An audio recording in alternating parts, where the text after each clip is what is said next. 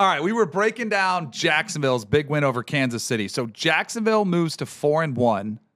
They are now in a tie in front of the AFC East with the Indianapolis Colts, who are 4-1. Right. Two pretty big surprises. I think a lot of people maybe thought the Texans would rebound. They have not.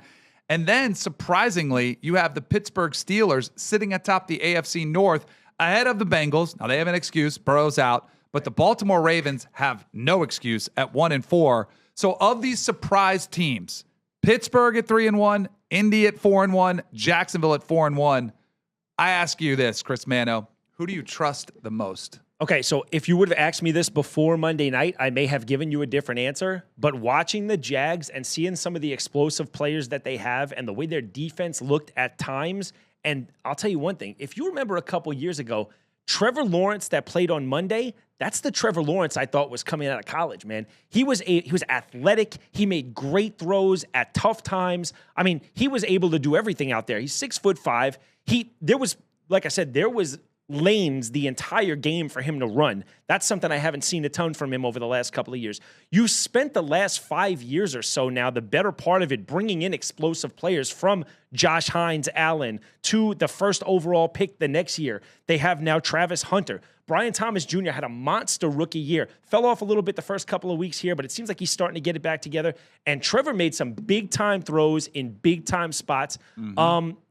The competition is Daniel Jones, who I've seen do some good things. I mean, you run the football, they could potentially do some things, but there are some teams in that division that I don't expect to go quietly.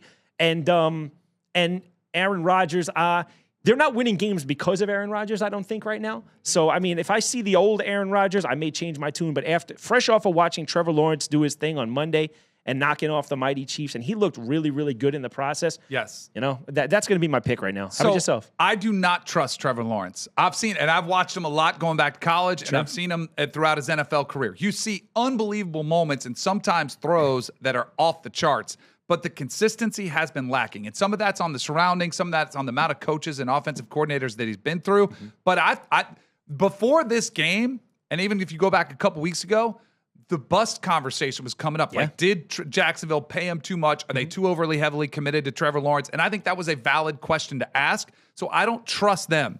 Daniel Jones, as much as I would love to trust him, and I think he could be an MVP story, I need to see a little longer. I am shocked you're not going to go with a Hall of Famer in Aaron Rodgers and in Mike Tomlin based on a couple things. One, the history and success that Mike Tomlin's had with the Steelers organization. And I actually like the fact that they're winning without Aaron Rodgers having to put the team on his back. Right. And their division's a mess. Like, you still have the Colts and Jaguars have to play each other twice in the month of December, last month of the season. Meanwhile, you got the Bengals, serious issues. The Ravens, they have half their team out this past weekend. I wonder where they are. They're sitting at 1-4, and Cleveland's a bit of a mess. I know we're going to talk about them and the trade that was just made, but I'm going to go with the Steelers as the team I trust the most to stay where they are and to potentially be a team that could make a little bit of a run in the playoffs. It's funny that you picked the division to be like the reason why you feel good about it. The yes. division for me is why I feel like that's going to be a tough one. How long are you going to keep Lamar Jackson down?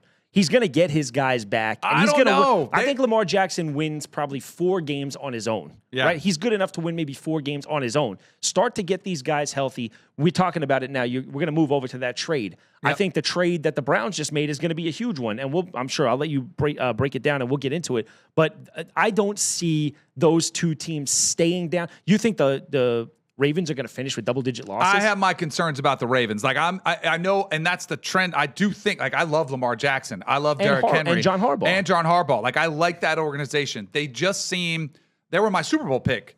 I just don't like what I've seen from them yet. The defense is still a liability. And when I see as many players shut it down, right. I kind of wonder in the back of my mind, are they not playing? Because once you see 3 or 4 guys out, then the tendency is like, well, we're not going to be very competitive. Let me get a week off too. And they're just going to try to flip that switch. It's really hard to do in the NFL. And I just wonder how a team that's been very pedestrian, very average, is all of a sudden going to go from 50 miles an hour to 100 and just run off a streak of games. I don't trust them right now. I think I'd feel more worried if they did have a full strength lineup and were at this record. But yeah, they're going to get guys back. How many of them are down for the year where they're like, we know they're not coming back? They're going to get most of them back. That's what I thought too. They lost one guy to a neck injury. It escapes me his name right now, but I think the same reason you said, a Hall of Fame quarterback and a coach like Mike Tomlin. Well, I say a Hall of Fame quarterback, a Hall of Fame running back, and a coach like John Harbaugh, who's proven that he's going to win over and over. That team's going to keep playing hard for John Harbaugh. And like we're going to see with the Joe Burrow, with the Joe Flacco thing right now,